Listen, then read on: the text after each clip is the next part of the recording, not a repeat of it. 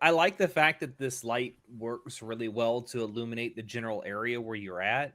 I don't like the fact that it makes me look like a fucking blueberry.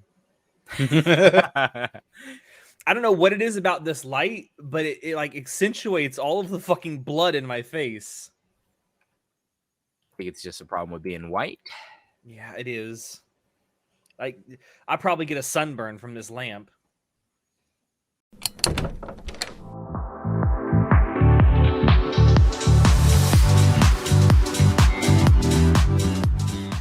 Hello, everyone. It is that time of the month again. Time for Anime Club After Dark to pop a squad and hit you with all the best and worst of what we have been indulging in recently. I love it how you laugh every time I say that, John. Because Papa Squat, it's just it's a funny phrase. It really is. Because when I think of like Papa Squat, I'm like, all right, am I just shitting on the floor now? Like, what's up? I mean, some of these takes will be shitting on the floor, that's for sure. Listen, some of these takes need to be said. Humanity isn't ready to hear it, but they need to hear it anyway. But yes, we are doing our monthly dump for the month. What month is this? June, for the month of June 2023. I'm your host, Alex, but you can call me Senpai, and I am joined tonight by our czar of source material, John. It is too early for this. But you have almost graduated. Yeah, one more freaking quarter. Yep. And we have our, what did you want to call yourself? The pan-seared sea bass, Chinoda. Pan-seared sea bass is kind of tasty. It was excellent. It was expensive as hell at the place I ate it at last night. But fuck, I just keep on thinking about it. It's so good. I know it's something my mom likes to get. Why don't you just like go fish for sea bass and then bring it home and cook it up yourself? It's pretty easy. He doesn't live next to the sea. It's not too far away.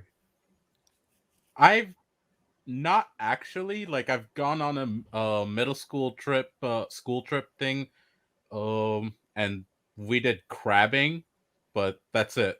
Never actually gone fishing. What a very Maryland thing to do. Yeah, like lobster potting, crabbing in Maryland. That's a very cool thing, actually. I kind of think like, yeah, it was in the. I'll tell you what though, never mess with a Marylander's Old Bay.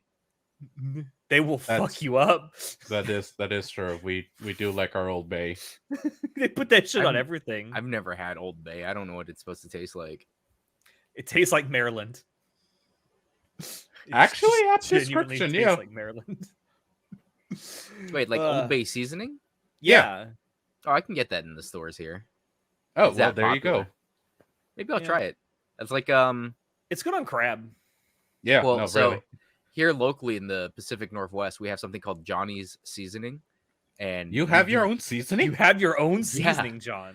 Yeah, no, there's this restaurant. It was like a diner, or is it a diner? I don't know what it is. It's like a breakfast place or a diner or something where they made their own seasoning salt. And it's just super popular in the Pacific Northwest. It goes really good on like chicken or pork or vegetables for that matter. I really like it. And I remember you can only get it here in the Pacific Northwest. So whenever we would travel to like California to visit family or like overseas, we'd always have giant fucking like half a gallon tubs of Johnny's seasoning salt to give as gifts. It's really good because one, it's really good. It's really tasty. And two, salt is pretty fucking like valuable when you live in a fucking mountain and you don't have seasonings. So yeah. And I didn't realize, I assumed, because I grew up in Washington, that Johnny's was everywhere. Everywhere, like every store you go to would have Johnny's seasoning. I did not realize that it's a local thing, a Pacific Northwest thing. You can't get it outside. I used to assume the same thing about Waffle House. I used to assume like that just because we have Waffle House, everywhere has Waffle House. Do you guys know what aardvark hot sauce is? I've heard of it. I've heard of it too, but I never had it. Yeah, so that one was, I think it's local to Oregon, but we finally started getting that. I used to have to drive all the way down to Oregon to go get that hot sauce because it was not outside of Oregon. So I'd have to, and now I go to the like a supermarket and I see it now, aardvark hot sauce. I'm like, finally, I don't have to drive all the way down to Oregon to get some freaking hot sauce for my omelets. So, all right, well, shall we actually get into the monthly dump, gentlemen? Oh yeah, that's what we're doing. The whole topic, yeah. Let's talk about some of the stuff we've been watching and share some hot takes, guys. I have something to tell you. All right. I am atomic. Fucking told you you'd love it. Fucking told you you'd love it. So in the last few days in our Discord server, which by the way, if you haven't joined, you definitely should. Down below in the description, there's a link to it. By the way, before I do get any further, if you do like this, give us a like, comment down below with all the things telling us we're wrong, and subscribe if you want to see more. But yeah, fight with us, Revel Pie. Yeah, fight. Yeah, in our Discord server over the last few days, I have been doing a Eminence and Shadow watch party. I know both you, John, and Shinoda, and a couple people in our Discord server have been screaming at me for like 3 or 4 months that you should watch this. You're gonna fucking love it. And It's I'm like, because all right. if no one understands, Alex is the biggest fucking Chunibyo on this freaking podcast. He's the OG Dark Flame Master. Exactly. And it's just like, man, you know who would really enjoy this Chunibyo show? Alex. He loves Chunibyo shit. So obviously we knew you would like it. And I remember, I don't think it was Chinoda. I think it was someone else on the podcast, but Chinoda was saying Eminence and Shadow is pretty good. I don't remember who it was in our Discord. That Classy Ulysses who kept trying to get me to watch it, and yeah, he's actually me and him joined the watch party too. Was it Classy? Okay. Because I remember me and Classy Ulysses were talking in the Discord after every new episode. Okay, yeah. So I remember you guys were like, "Oh yeah, it's so good." I'm like, "Fine, I'll fucking watch it." Oh, okay. And then I watched the first episode. I'm like, "Yo, this is basically just Overlord, but like a human guy." and actually, just like, animation. It doesn't help. It really doesn't help that the opening is done by OXT, the same people who did the opening for Overlord. And it also doesn't help that it has literally a main character dude who gets a flaming eye when he ever does anything super badass, like, and it's like, oh god, it's Overlord all over again.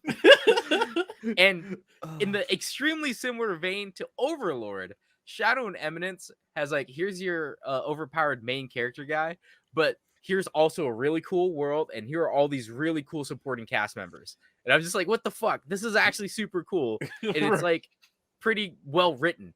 Other than the fact that there's an overpowered MC who kind of just goes, yeah, okay. Like steamrolls everything. Just farts out new powers all the time. It's great.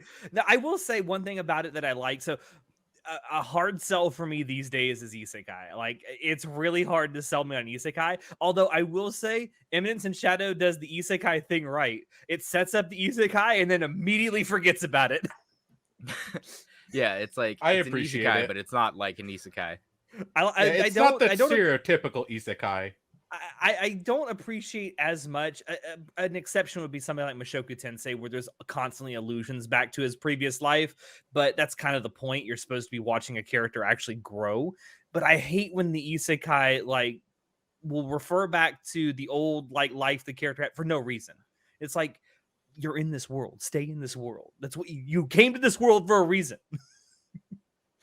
Also, I like the world in Shadow and Eminence because, like, a lot of isekai take the character to like this very generic fantasy kind of setting, and that can work for some things. It works for Konosuba because it like really adds to the comedy, I think. But like Shadow and Eminence and Shadow is, it's almost like a turn of the 20th century kind of world, and I really appreciate that. Yeah. Yeah, it's it's a cool concept of time and place, and I love it. Yeah. And the main character is like very slowly introducing technology from his world into this world. Not just technology, but entire concepts. So he's not introducing anything. So he's literally like just telling the girls stories from like his past life.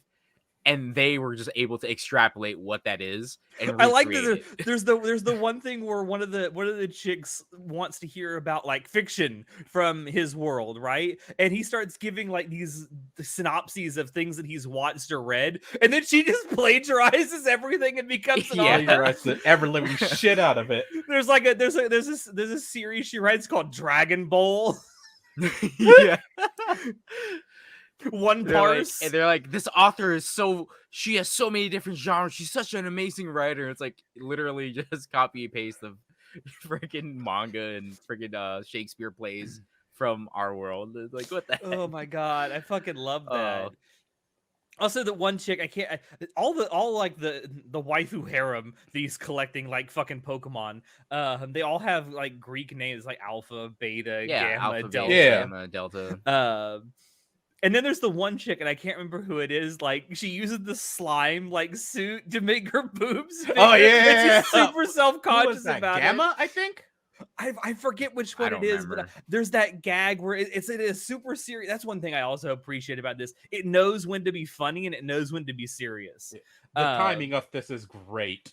There's that scene where they're all about to go off and fight something, and then like the slime boobs that she has falls off on the floor, and everyone just sits there and stares awkwardly at her, and she just like grabs them with magic and puts them back, and just looks around like nothing happened. And everyone's like, nothing happened. Because they knew if anyone said anything, they're fucking dead. Yeah. I don't know. Yeah, There's a lot I like about this. I'm still 5 episodes away from finishing the first season, which I'm gonna finish it tonight in our Discord server. But man, I'm really enjoying Eminence and Shadow a And lot. I don't think anyone understands. So, Eminence and Shadow happens because the main character guy who lives in the normal world is like, bro, how do I fight nukes with my hands? I can't. I can maybe take on a couple of armed people, but they'll fuck me up. I'll never be able to fight off a nuke. So he's like chasing, trying to figure out how to get magic, if magic is real or not in our world. And then he freaking dies because he runs into a truck because he chases these lights because he's like he spends like a freaking week in the John, you're mountains. saying it wrong. Truck came Truck to come. save the day. Truck come. Yeah, Truck so he gets ton. run over by a truck and reincarnates, and like his entire ideology is like, I need to be stronger than a nuke. By the Like, way, did you guys square the fuck up? I need to be stronger than a nuke. Did you guys happen to notice in the first episode, there's that like cutaway to the news report of him getting run over by the truck? The Yep. news reporter actually says truck coon. No, I did not. No way. Did they actually? Yeah. That's amazing. Jesus Christ. Oh my god, there's so little I shouldn't say this, but I'm gonna say it anyway. I'm gonna sound like the biggest loser if I don't already. Oh no. So there's that scene in the first episode where he's gonna go fight the people that are The terrorist kidnapping people or the whatever? terrorists kidnapping the one girl, right? Right. The Cult of Diablos? Oh no! In the No, real world. In the real world, before he gets Oh, reincarnated, then it was just like whatever. it was like Random a ass or gang, something. yeah. Yeah, just Yeah, a yeah. random ass gang. There's that scene where he like puts his bag down and he just starts dropping weights out of his clothes, and I'm like, I was in middle school once. It's true. I was there for it. Like Alex was like that. Not the middle school part, in the Discord. When I was in middle school, I legit used to put weights on my clothes because I thought it would make me. I thought it would make me stronger. Dropping them off like I'm fucking Rock Lee, bro. I used to wear weighted clothes, and I genuinely used to think it would make me stronger. I mean, it would. I You mean, would yeah, have it to does. train and stuff, yeah, like it does definitely.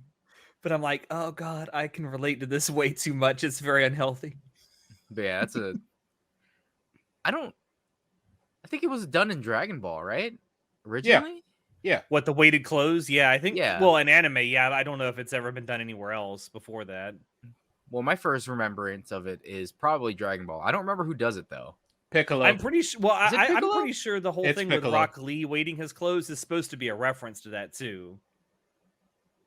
I mean, it kind of just makes when you're a ninja, but you can't do any ninjutsu, so you only have taijutsu. So it's like, Yeah. you train your body to the point of becoming as good as someone who could have ninjutsu. Yeah. Which But makes I'm zero looking- sense because, like, what do you do against people who have like Sharingan, right?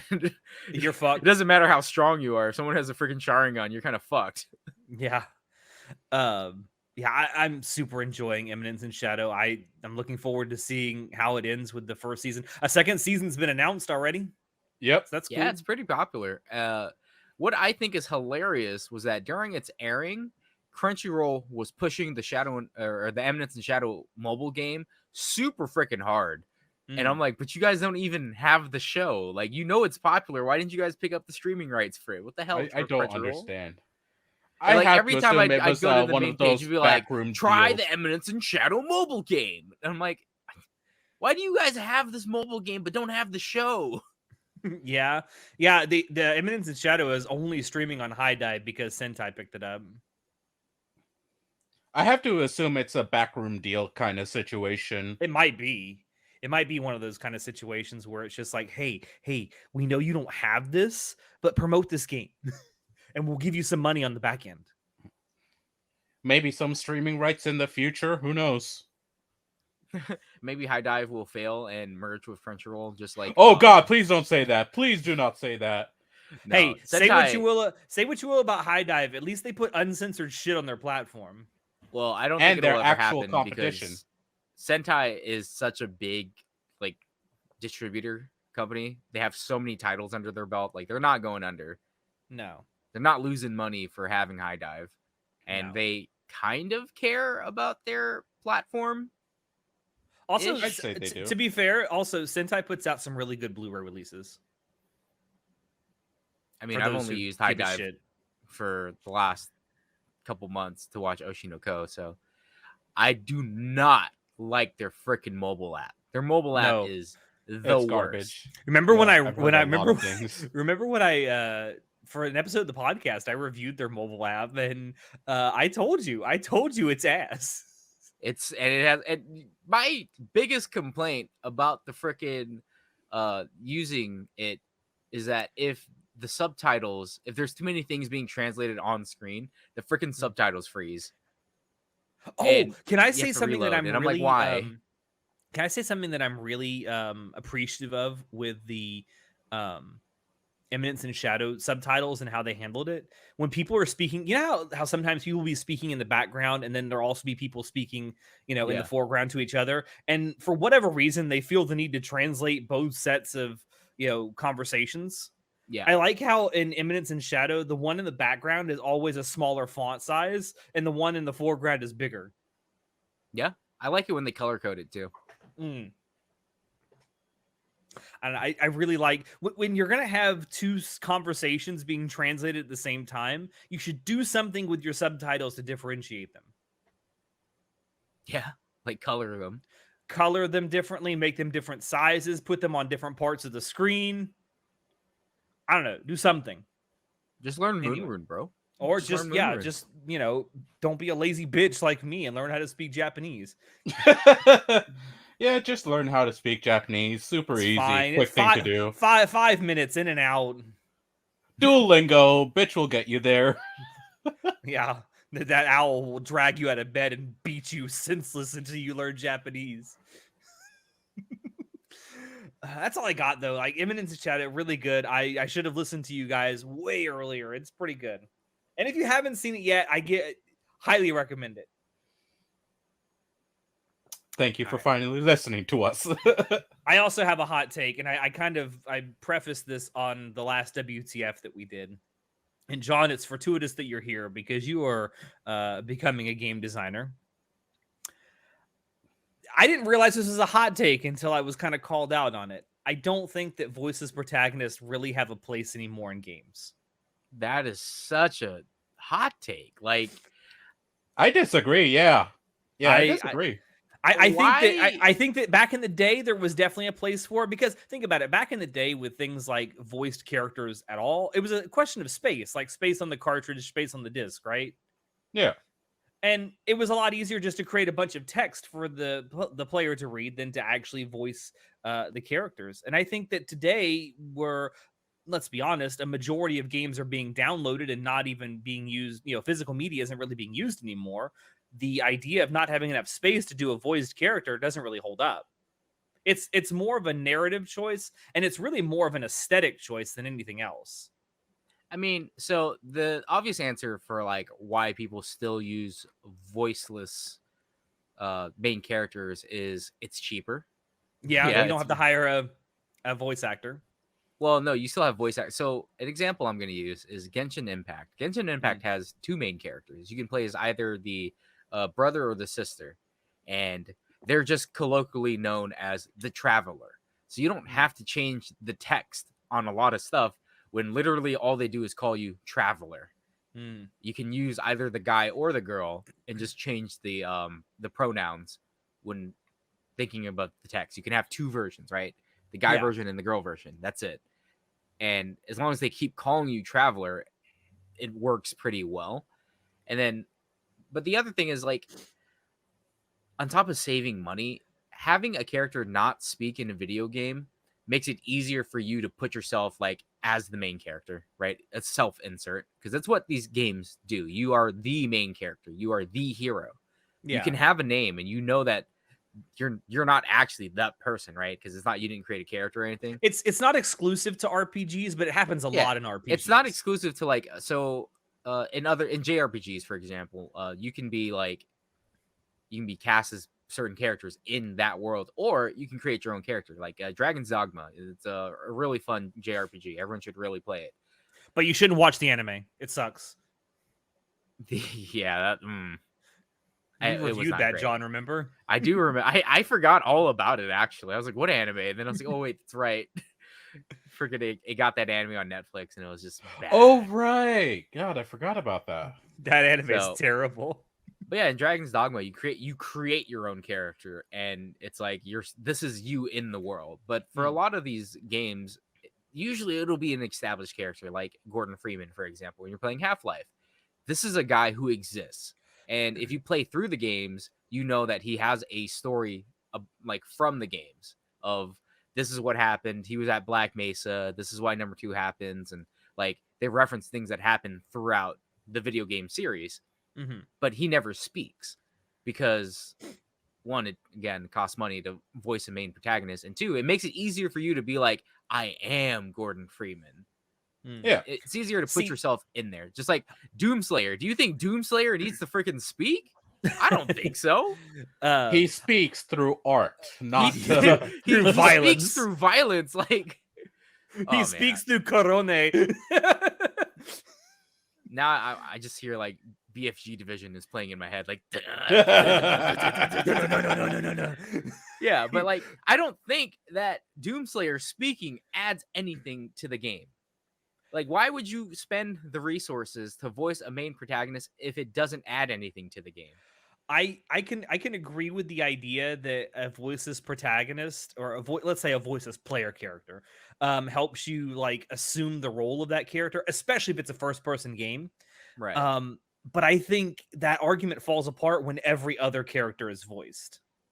I disagree with that. That's like, because like there's no point to the protagonist speaking, because you got to understand this. Every single piece of text and audio that you have in a video game needs to be used to tell the story. Yeah, in some way. You have to effectively use your words. So adding more makes it a lot harder to make your text effective. Like, this is a whole fucking thing where people think having long paragraphs of text or logs and stuff like that is good. It's like, no. Sometimes less is more, because you need to only say what needs to be said, because the rest needs to be constructed by the player.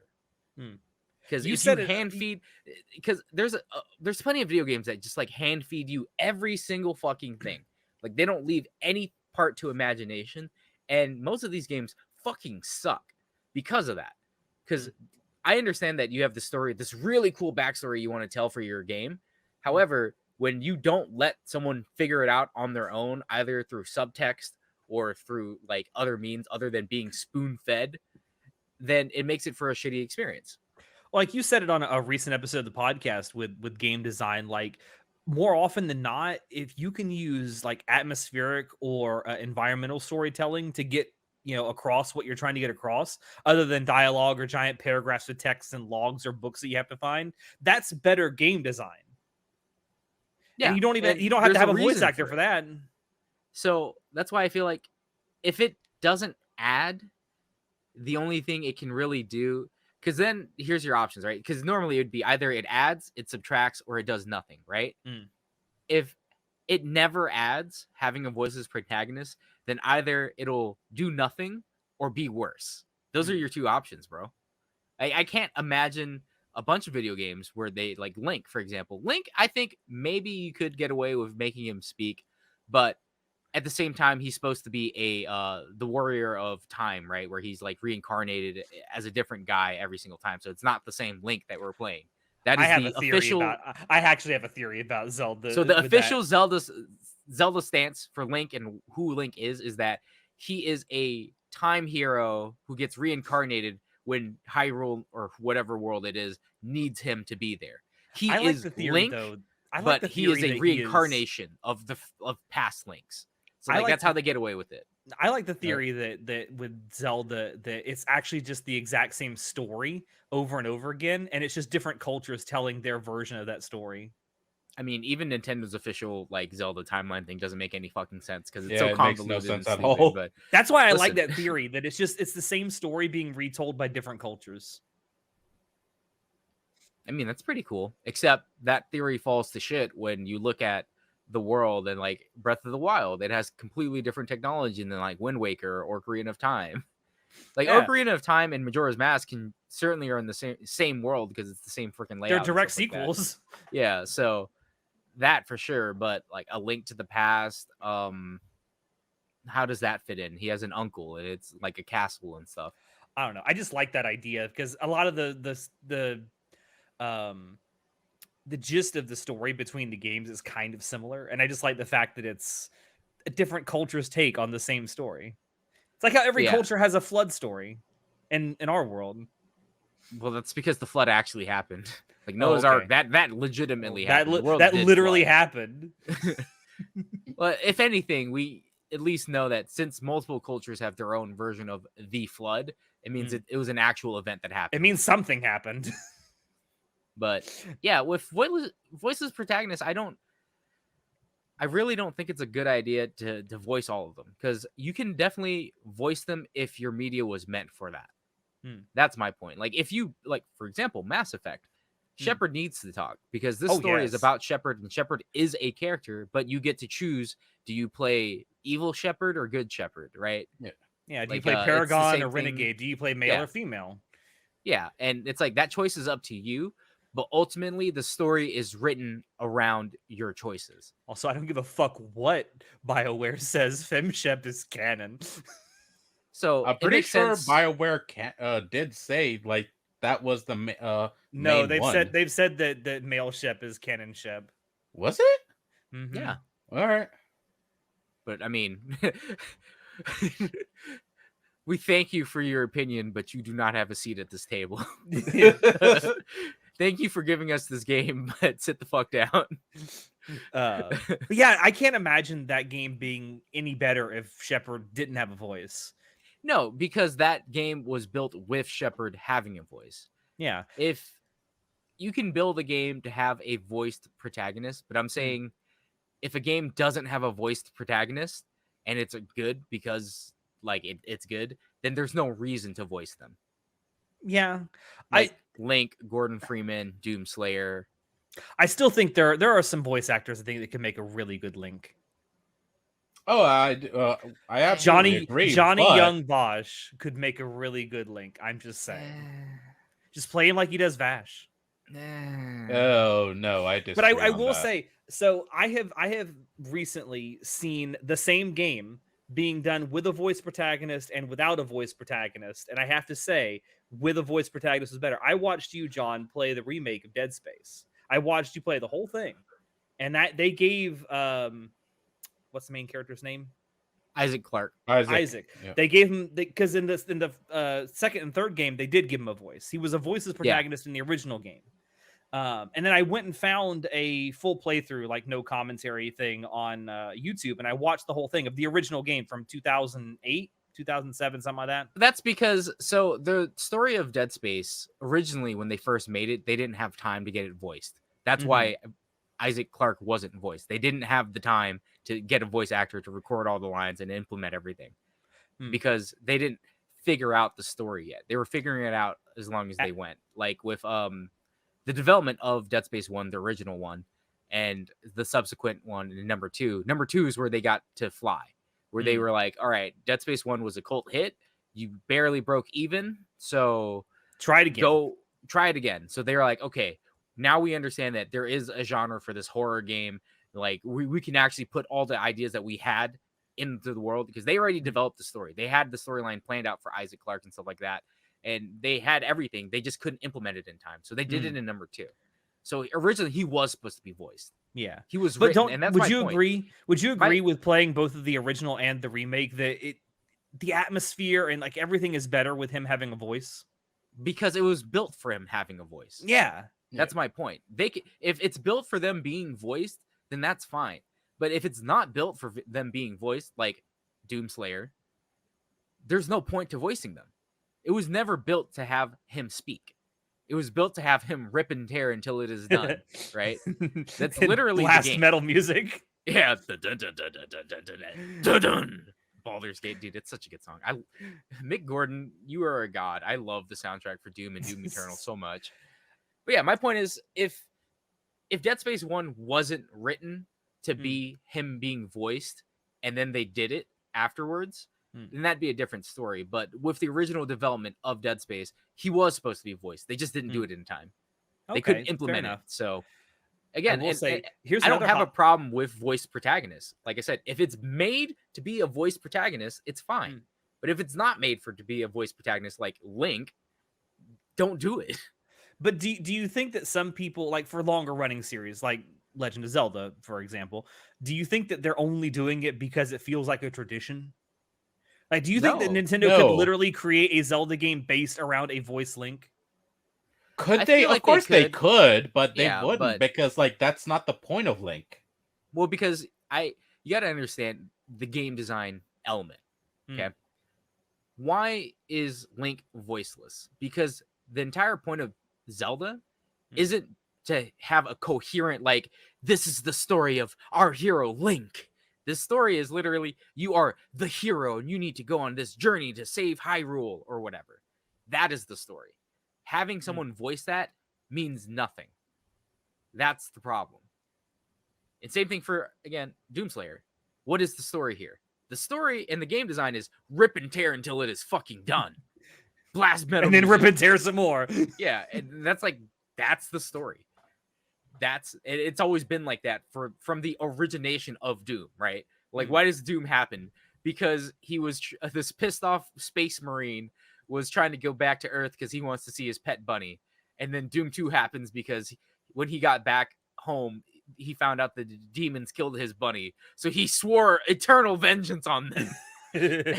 and that's literally why Doom 2 happens. Because he was like, I can't believe you killed my bunny. It's like the John Wick. You killed my fucking dog. They retconned like the story about Doom and stuff in Doom and Doom Eternal. Though they do have an Easter egg in there where literally in his like private room, the Daisy one, yeah, it has the Doomslayer with his pet bunny Daisy, which I was like, that's the original reason, like the stupid reason they made up for the story. But I can see that if they remake a series, a voiceless protagonist, and voice them with the intent to like build the story around a voiced protagonist, that could work. I'm saying they did it with Wolfenstein.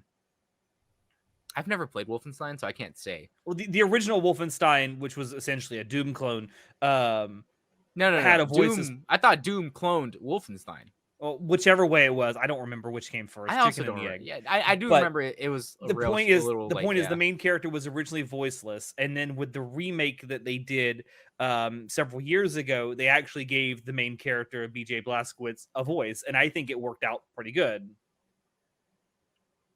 It can be done. Like, you can move from voiceless to voice. It can be done, but I'm just saying, if it wasn't originally meant for them to be voiced, like, again, Gordon Freeman, it was never meant for him to be voiced. He's never been written to be voiced, because that's the type of game design they went for. If you can implement it where he can, if there's a reason, again, like I said, it needs to be additive. It cannot be subtractive. And if it has to add something to the narrative, the atmosphere, and experience. If it's not additive and it can only be subtractive or neutral, there's no point, because either way, you're spending the extra money to do nothing or to make it worse. I will say another hot take I have. We can move on from this because I feel like we spent a lot of time on it. But another hot take I do have in terms of voices protagonists. There's a lot I don't like about Fallout 4, but there's also some stuff I do like. I love the game. The gunplay in it is really fun. I think the world is it looks really good. One thing I did like that apparently no other Fallout fan in the world liked was the fact that the main characters that you could choose, either Nate or Nora, were fully voiced. And I really enjoyed that. And I hope it comes back for Fallout 5. You know, for a second there, I thought you were going to be like, I really like the settlement system. And I'm like, no. Preston, when did you get Preston can go fuck right off. To interrupt real quick, original Wolfenstein, Castle Wolfenstein, 1981, Dang. Doom, 1993. So Wolfenstein did come first. I was like, I thought Wolfenstein was first, and John Romero? Is that the guy? John Carmack. No, the Doom guy. John Carmack. Doom? Yeah, the guy who made one of the original creators from id that made Doom. John Romero? Is that his name?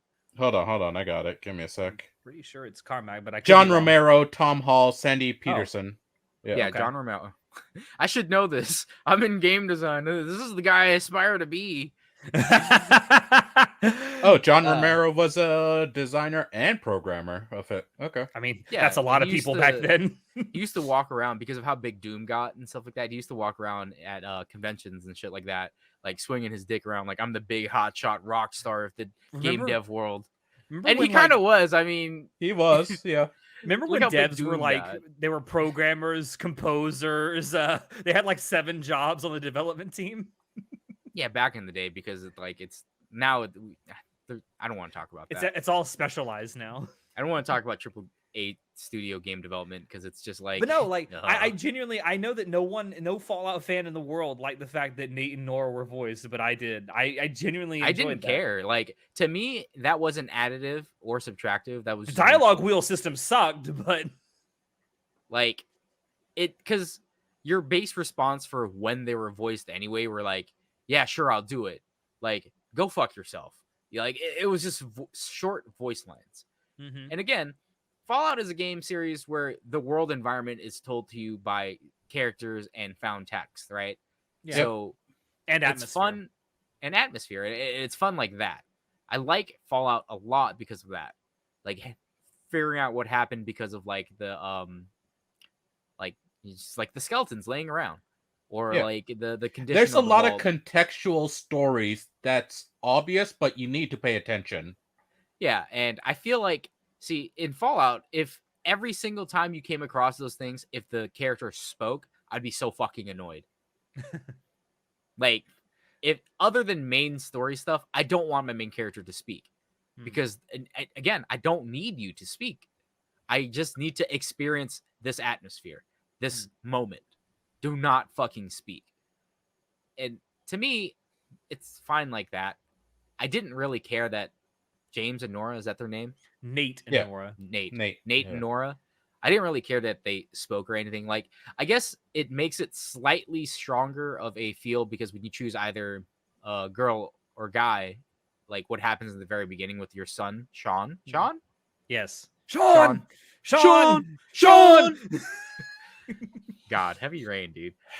But yeah, it makes it the opening to Fallout 4 a lot more personal because the characters are voiced.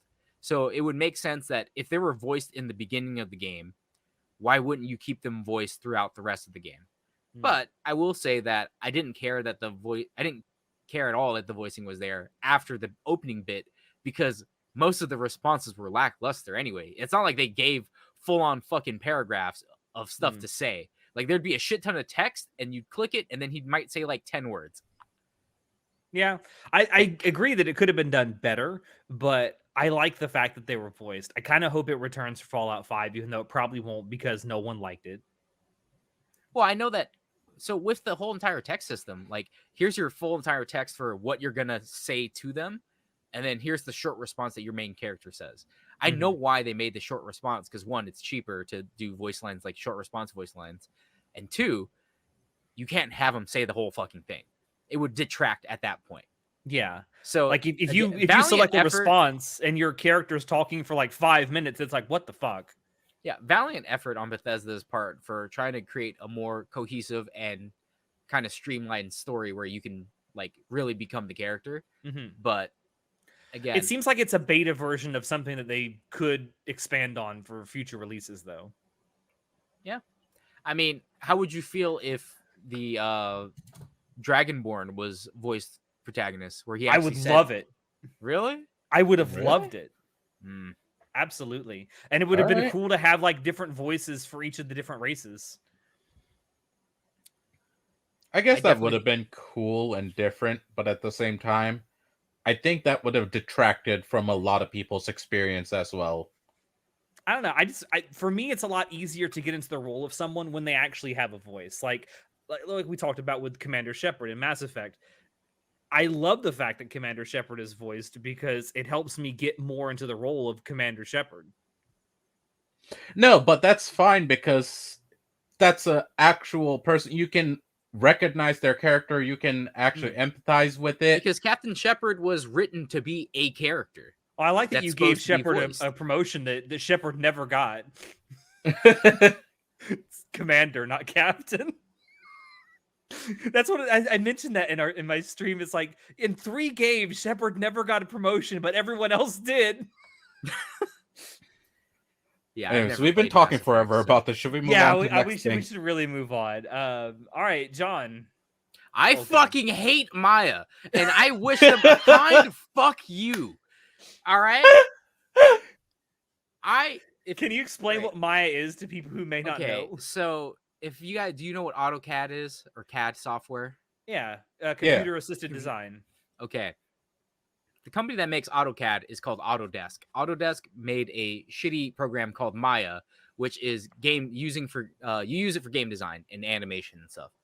For the last 2 years, I've had to use Maya. The bane of your existence. Using Maya to make inorganic shapes is a fucking nightmare.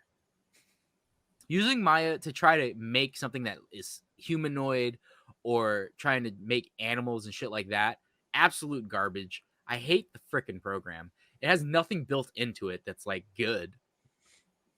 The rendering sucks. The X-Gen fucking sucks to make hair.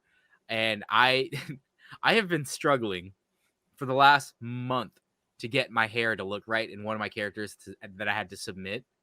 And I literally gave up and just sculpted it in an actual good program like ZBrush, where I just sculpted the hair because it was a lot easier than fucking dealing with the stupid X-Gen shit and trying to get the fucking alphas to work. I used CAD, AutoCAD. I think like it's been over 10 years since I've used it. I didn't mind using CAD. CAD software was not garbage. I liked it better than Microsoft Visio for designing stuff because story time. This is gonna sound really fucking stereotypical Asian of me. No. I wanted to be an engineer. I was a smart little Asian boy saying I'll become an engineer, an electrical engineer. That's okay. You can still be a doctor or lawyer. It's fine. Yeah, instead of going into game design. But yeah, little Johnny used to want to be a little engineer, and I have since then decided no, I don't want to be an engineer. It's too competitive of a field. Plus, it's not as fun as I thought it'd be. So I've used AutoCAD's other stuff, or Autodesk other stuff, AutoCAD, and it worked fine. But Maya just freaking blows, dude. I have hated using it. It crashes all the damn time. It has problems that don't make any freaking sense, and then it just stops working. I can literally Blender is free. I don't have to pay for Blender. It's a different 3D like program, and it's way easier to use. You can There's even way download more Blender on tutorials. Steam. John, Yeah, I have Blender on Steam right now. do you want to tell the story about how even your teacher couldn't figure out that hair thing? Oh my god. So there are barely that many guides online for how to use Maya because no one uses it. No, everyone uses it in the industry. Everyone does. Oh god.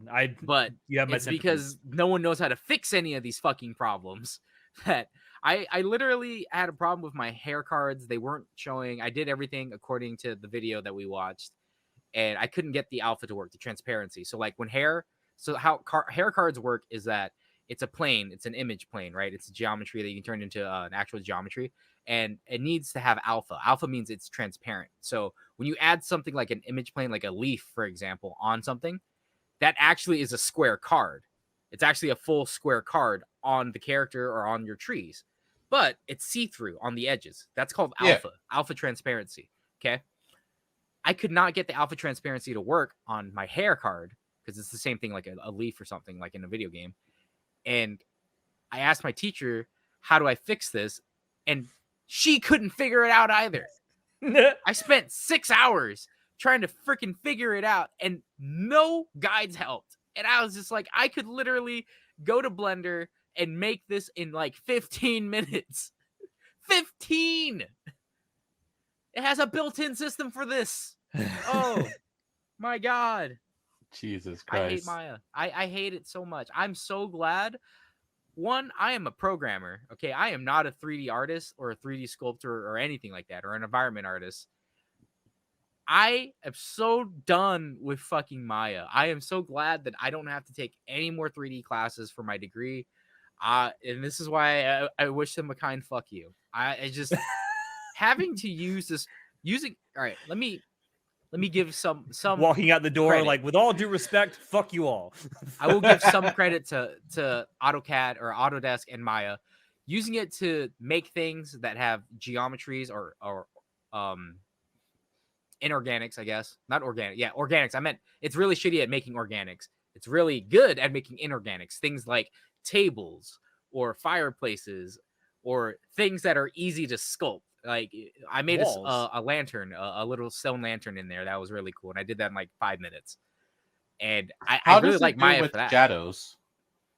The rendering in Maya sucks. Arnold Renderer fucking sucks. Marmoset is way better, way easier to use. There are, and that's the other biggest problem that I have with Maya is that literally the things that it can do, like texturing and stuff like that, it's better to use a different program to do texturing, right? To make your textures. Either you make your textures in Photoshop or you make it in Substance Painter, or you can use whatever program you choose to make your textures. Okay. Adobe. To do rendering Arnold fucking sucks. It's way better to just use a different program called Marmoset to do your rendering. And I'm like, so if you're not even good at doing the shit that I need you to do it all in one program, use you. There is no point. No point. All you can really do is sculpt stuff in there. And even then, it's really shitty. You cannot sculpt organics in Maya. Inorganic, though, it's really easy. Things that are blocky, things that are like, actual dimension shape stuff, like using CAD software. And I'm like, Maya is just CAD software, but for video games. And I don't understand why they had to separate the two at all. Like, CAD was fine. AutoCAD was fine. There's nothing wrong with AutoCAD. I would rather use AutoCAD than Maya, though, if I was going to design anything in a 3D sense. Like, if I was making a table or 3D, like a file, right? That's... I just hate Maya, man. I'm so done with it. I'm so glad that I don't have to do it anymore. Hopefully. You're almost done. Almost done. Yeah, and I mean, I don't think it's because I'm a bad environment artist or a 3D artist or anything like that. Because using other programs like Blender or ZBrush, I did fine. It's just from Maya everything you said, sucks. this program is just that bad. So. It's yeah, not on and you. it's like it doesn't have any built-in features to it, and either you get really good with it, or you just use a better program that can help you get better faster. And the fact that I could not find resources whatsoever to help me with Maya was the worst fucking part. Like things just would happen and it wouldn't make any sense. Like the whole fucking alpha channel thing, it did not work, and I don't know why. I was about to give up and just like say fuck it. I'm gonna go and make my own. And then I was just like, no, that's too much effort. There's too much work. I already spent 6 hours. I did not have the time to do it from scratch. So I said, fuck this. I'm just going to sculpt the hair and use Marmoset to actually make it look like real hair. I used other programs to do my hair and it made it look way better. And used other programs to supplement the shitty program. And this is not a hot take. everyone agrees Adobe is the fucking worst. I'm so glad that I don't have to use Adobe anymore either, because Adobe is really shitty at what it does, and it'll buy out companies and make shit worse. Like, I believe Adobe owns Substance Painter right now, but I think I can still buy it for like $600 on Steam, and I'm planning on buying it Until because Adobe locks it behind your computer. no, It's no, like, no. no, you have the software, but it's so ours now. Substance Painter through Steam isn't by Adobe. It's by the original company. They still own it. Mm. It's still licensed. You can still buy your own copy of it instead of like paying them A 30, subscription. 50, subscription based. So Adobe is not hating Adobe is not a hot take. Everyone hates Adobe. No. And it's more about their business practices than anything else, I think. Oh no, it's not only is it because of their business practice, it's also because their shit does not fucking work. They take functions of their programs and make it worse for whatever reason. I remember when they used to be actually good way back in the day. Yeah, when you can actually buy their software. Yeah. You used to be able to animate and make GIFs in Photoshop. Then they took that out because they're like, hey, we have a different program for that now. You need to pay us extra money to use it, though. It's just like they cannibalize functions from programs, split them off into their own program to make you pay more fucking money for the Creative Suite. They just want to grab you by the balls, man. Adobe sucks, but that's not a hot take. I feel like everyone agrees Adobe fucking sucks. There is one thing I like Adobe for, though. One thing. In Photoshop, Adobe's Magic Wand tool is freaking amazing. I don't know why no one can make a wand tool that does auto selection for like cropping things out as well as Adobe. Adobe is just so fucking good at that. And I was just like, because I've used Krita, I used Photopea, like all the free stuff, and nothing compared. Krita is more for drawing actually, but Photoshop is for photo manipulation. Nothing compares to Photoshop when it comes to being able to mask stuff really easily and to like do selections. I have not found a single program that does it better than Adobe. So I will give them credit for that. One thing. One. Wait until they make that its own program someday. I swear to God. Oh, they will. You know what's They crazy? will eventually. What's crazy is that fucking iPhone, all right, in the new iOS 14 update, or I think 15, I don't remember which one it is. I think it was in 14 that they added this. They added an auto like selection and crop feature for taking photos, where you can literally just select the background and erase it or do anything to the background. Freaking iPhones have figured out how to, like Apple themselves have figured out how to do this thing. Maybe they're using the Photoshop code to do the auto select thing where they can like quick It select. could be under license. Yeah, it could be the same software. Maybe that's why it's so good. But I'm saying that's the only other one that I've seen like that's kind of comparative to a Photoshop's version of the Magic Wand, where they can auto select it really well. So I give Adobe that one a little accolade. tiny sliver of credit. A little credit, just that. The rest of it, fucking garbage. I hate it. But I think we're all agreed that their business practices are really shitty. Oh, it's garbage. Yeah, it's beyond garbage. No, I remember. I feel like any software where it's a subscription service to not even to own the software, to use the software. That's just let me buy your shit. But yeah, I mean, how much money are you really spending? Let's say you spend, I don't know how much Creative Commons or Creative Cloud, I guess it's called Creative Commons. Creative Cloud costs a month because I have it based off of, I have it for school and it was like $15 a month. But then they made me pay, I think it was $400 for the year or $600 for the year, which is a lot. I had to buy it in bulk. I wonder how much it is. I'm looking it up right now to see how much it is. Oh, never mind. I guess I don't have to do it. I'm genuinely curious. I think it's like $50 a month or something if you're not a student or a teacher. I think it's Creative like Cloud, like just out there, no student, no teacher, no like government discount, is $54.99 per month. Yeah, this is like $600 a year. Yeah. So instead of buying Photoshop for $600, you have your copy. Now you have to pay it every year. Super shitty model. Super shitty. I mean, I will say, granted, that gives you access to literally everything Adobe has, I think, which you can also buy you can own a license to individually. But if you did that individually, you'd be like Out of a really lot of paying money. out the ass. You'd be paying like $800 a month. Listen, I'm not advocating for piracy, but a lot of these companies are making it like Very a lot of attractive. these companies are forgetting that the reason people started paying for it was because it was slightly more convenient to pay for it than to pirate it. And it's getting to the point where you're not making it even more convenient to pay for it anymore. So like they're shooting themselves in the foot here. They really are. Hey, John, why is Hell's Paradise so mid? Oh my God. All right. Has anyone else been watching Hell's Paradise?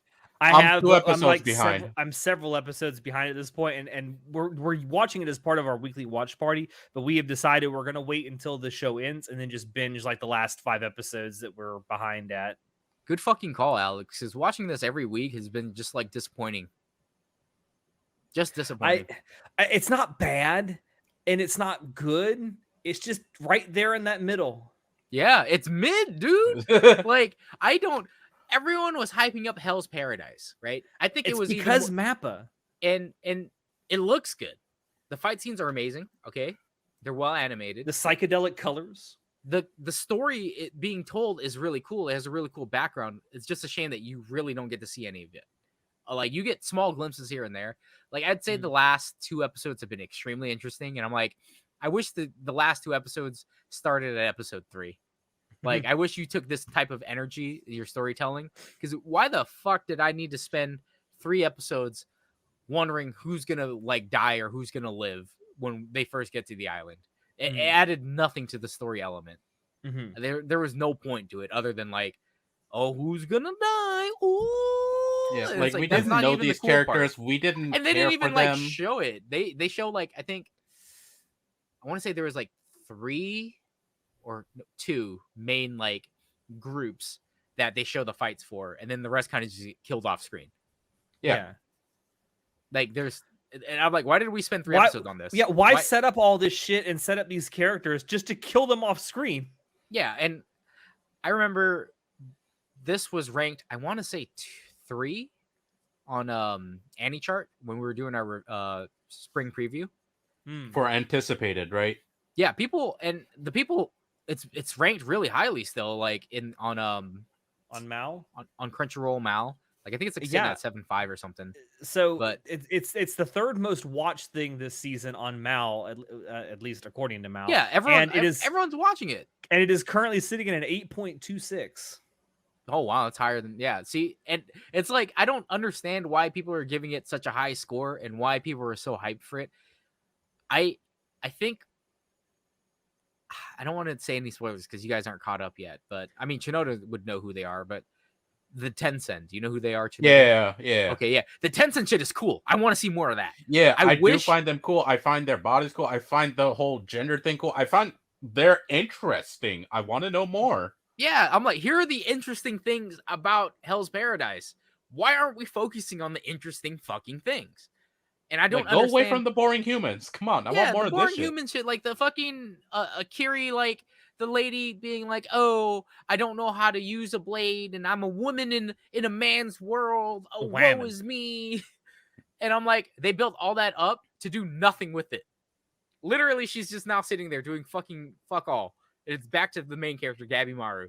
And I'm like, why did we spend 2 episodes on this? It made no sense. We didn't do anything with it.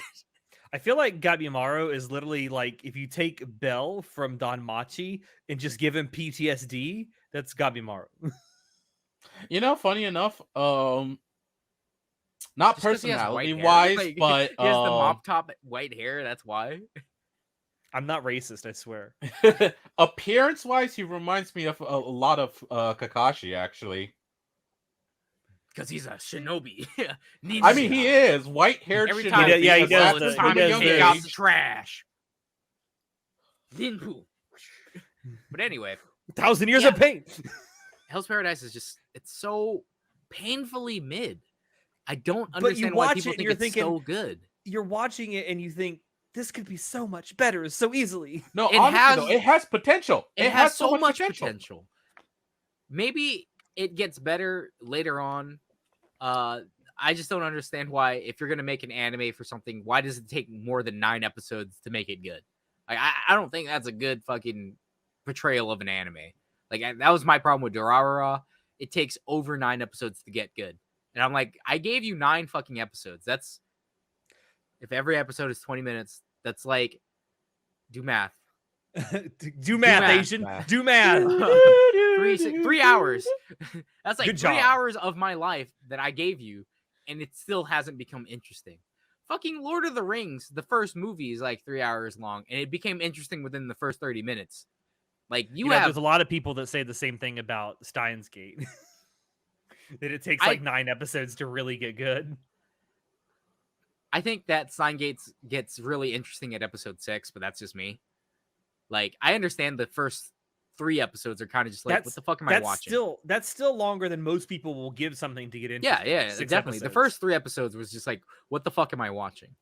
But then right when you hit episode 4, you're like, yo, what? And then you get to episode 6, you're like, oh, yo, what? Also, Kurisu is just Bae. Yeah. I don't know. There's a lot of people that do say Steins Gate doesn't get good until like episode 9, 10. I mean, that's when it hits its climax for sure. But I think it definitely hits its stride for sure at like episode 9. That's where it hits its stride, episode 9 and beyond. But I think episode 6 is where it really goes like, okay, I want to watch the rest of this. I do agree that the first 3 episodes are kind of just like, what the fuck's going on? It's kind of weird. Yeah. So I do agree with that. I want to like Hell's Paradise more than I do when I watch it. I'm assuming Shinoda, that... Bye, Shinoda. Your pillow is attacking you.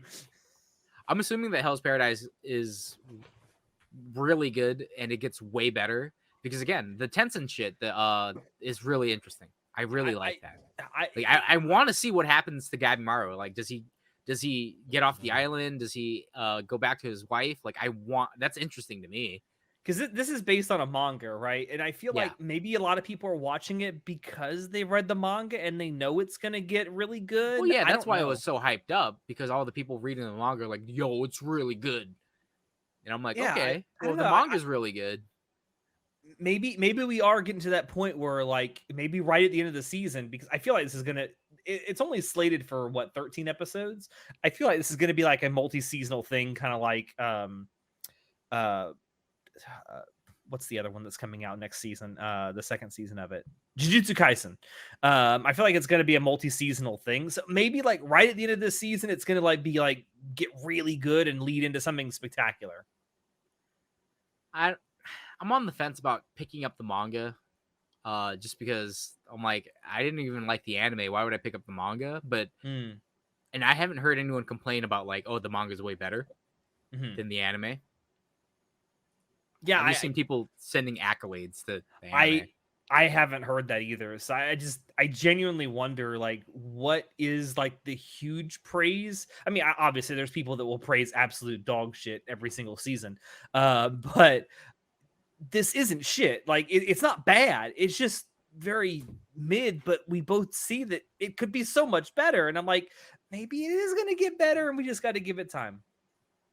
Yeah, I feel like I'm watching this and people, let them cook. I feel like I'm watching this and like people know more than I do, and I'm like, okay, I'll give you the benefit of the doubt. I'll see this through to the end, and if by the end of this first season, after 13 episodes, if I'm still not there, if whatever comes afterwards, I don't give a shit. Yeah, I'm definitely gonna give it to the end of the series to be like, okay, do I want to go read the manga now, or do I want to wait for a season 2? But if it ends and I'm just like, I still feel like it's mid at best, I'm probably not gonna. I'm just gonna let it die for my memory. I mean, if it doesn't capture you, it doesn't capture you. That's how it is. I think it's a fair shake. I gave you 13 episodes and I didn't like it, or I didn't hate it, but I didn't like it, so I don't really feel like continuing watching. Yeah. If you don't hate it at that point, like maybe in the future, if you're bored and you're like curious about it, you might go back. But even then, it's like, there's so much content out there. Yeah, like your time is pretty valuable. Like, yeah. Yeah, Mappa. Speaking of Fuck you. other trash, the Isekai shows of this season are bottom tier trash, and I I feel have real to bad. agree. John, let me stop you right there. Let me stop you right there and say it's isekai. What the fuck did you expect? Fuck you. There are good ones. This is not a hot take. I guess one of these titles that I have down here is probably a hot take because apparently everyone loves it for some reason. I'm like, why? Smartphone? Is it the smartphone one? No. Summon to thank Another God. World. So I have Summon to Another World for a second time. Isekai Smartphone 2. I got a Serving Gods Who Go Too Far, Aristocrats, Otherworldly Adventures. Those three, is that three? I counted right? Those three? That is bad. Three, yeah. Source material, bad. That was to be expected. Those are bad. I got a cheat skill in Another World and became unrivaled in the real world is bad. But for whatever reason, people are eating it up. And I think it's You know why? It's because he's a nice guy TM. Yeah. Nice he's a guy. nice guy TM. So an incel. He's an incel. Yeah, it's just like these incels are latching onto him or something. I don't know. There's, to me, first and foremost, the guy is voiced by Kirito, and I find his voice to be extremely grating when he's like, "Oh, I have anxiety," and I'm like, "Fucking, I hate your voice when you do this so much. Shut up, shut the fuck up." Like we've said on this podcast before, the dude who voices Kirito, we should actually learn his name because we just call him Kirito all the time. Name. He's Kirito. He's always Kirito. But we know because he plays such varied characters that he is a really good voice actor. Oh yeah, John. He plays a freaking what's that guy? Des. Oh, Beetlejuice. Yeah. Des. John. What's it called? Serving Gods Who Go Too Far. Which one are you talking about? That's the guy. His name is Kine. He's like, he reincarnates. He saves those girls from being stabbed, and he was like, "Oh, you actually weren't supposed to die." Yeah, that one I read as well, the manga, and it's trash. I still read it. I'm just like, it's kind of just like filler, where I was just like, I'm just eating filler.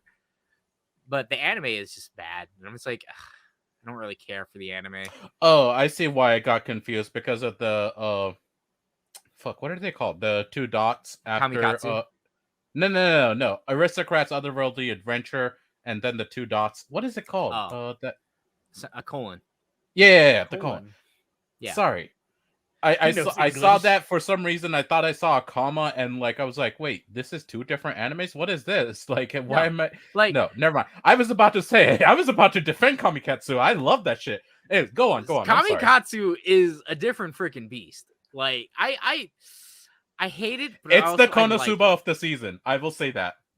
Dude, there's an actual Konosuba airing this season. What are you talking about? But it's different. It is different. When in spirit, it is the Konosuba of the season up against an actual Konosuba. In spirit, motherfucker, you know what I'm saying. For like Kuma Kuma Bear, I think is probably my most enjoyable isekai this season, I would say. And that's just because it's an isekai, sure, but it's about cute girls and literally just about the main character going, "Yeah, bear punch, woo!" and then like cute other girls around her, and I'm just like, this doesn't hurt me. Like, freaking, I got a cheat skill in Another World and became unparalleled. It doesn't hurt me on the level of like that, where I'm just like, every episode of that, I'm just like, like, bro, I just have to be nice and go level up in Another World. Like, it doesn't make sense that it's supposed to be about his character, but then they made him super fucking hot.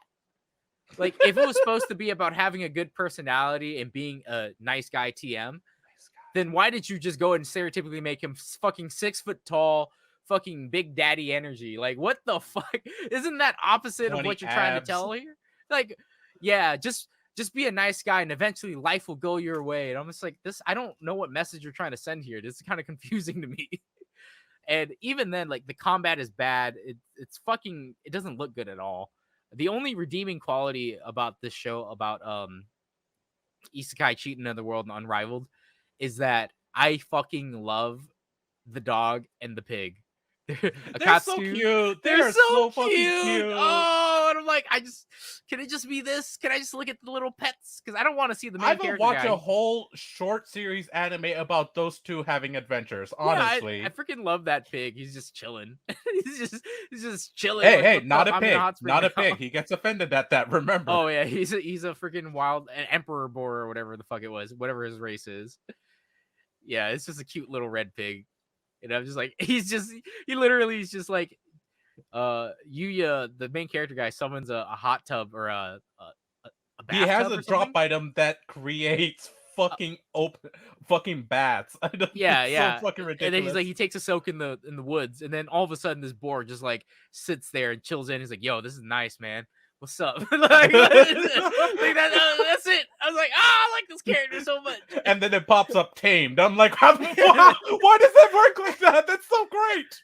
Yeah. So the redeeming qualities are not the story, not the art, not the combat, but the pets. That's cheating. I'll watch anything that has a pet in it, other than Life as Inukai's dog. That's literally a different that is literally breed, like shall we say? That is literally like the middle-aged like single mothers anime. It's like getting fucking eaten out by your dog. I don't understand why that's even an anime. Like who does you know who it caters for? You know exactly who it caters for. Have you ever seen the people in Japan who watch anime all the time? This caters to them. Okay, fair. Then, by the way, go watch One Turn Hit One-chan. I feel like or One Room. I was a bit sad you didn't say it on the list. I was about to bring it up. I watched the first episode and said, this is fucking dumb, and I didn't care about it. It escaped my mind until this moment. I'm like, oh yeah, that's also out this season, isn't it? Hot take. I fucking love the ED for that. I think it's a banger. I fucking love it. I don't know why, but I just vibe to it. Yeah. Also, horny sister is always horny. I fucking love it. Alex, you would probably like fucking my older sister. That is definitely something I do not do. Get out of here, Alex. Oh, gross. You don't have siblings. That's why you're freaking nasty. John has a sister. I have older and younger sisters. Oh, the best of both worlds. Oh God. Oh God. God, please help me. Anyway, that's all I want to say about the Isekai. I don't think it's too bad. The sister anime. I don't think it's great either, but I honestly don't think it's too bad. I mean, I feel like it was written by the same guy who did the one, or My Mom Attacks Twice or something Isekai. I feel like it was written by the same fucking guy. I don't think it was, but it wasn't. Yeah, it definitely wasn't, because we looked at the. I remember during the preview, we looked at the artist's page and we're like, "Yo, what the fuck? He writes doujins." Had to censor it. That's right. I don't. Before we move on, I remembered something I kind of wanted to talk about, but not for very long. Has anyone watched the Kizuna Eye anime this season? I watched the first episode. There's a Kizuna Eye anime this season? Yes, I've watched like the first 4 or 5 episodes and I've dropped it since. You actually gave it more than the first episode, bro? I did. I just have to say, this is the most like self-deprecating woe is us shit. Oh my God, we got overtaken. How could this have happened to anime ever? Yeah, I get that Kizuna Eye was the first VTuber, but due to management problems and whatnot, due to a lot of scandals, actually, like Kizuna Eye has went through 2 different voice actors, right? 3. Yeah. 3? Oh, 3. Oh 4 if you count the fact that the Eye Games one is voiced by a different person too. I wouldn't count that. Yeah, I remember when I talked about the first, I think it was on the first monthly dump where I talked about this, but yeah, literally the first episode is woe is me. Kizuna Eye was the first idol. She used to be popular, and literally that's the storyline, that the main character girl loves Kizuna Eye, or the OG VTuber, and in this world of other VTubers, she's like, well, I just think it's neat that she was the first one and she walked so everyone else could run, so you need to put respect on her name. And I'm like, could this be any more on the fucking nose about why you made this? I get it. You're upset that Hollow Live and Cover fucking destroyed you in your own market. I get it. You're upset about that, but this is so, and it's not even, this isn't the first time this has happened. Literally, their company was bitching about other VTubers when Cover was blowing up with like Gaogura.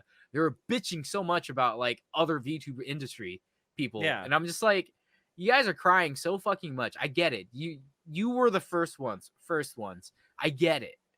But at the same time, instead of adapting to the times and creating content, they tried to commercialize it and turn it into a business. And as it turns out, you guys are shitty at it.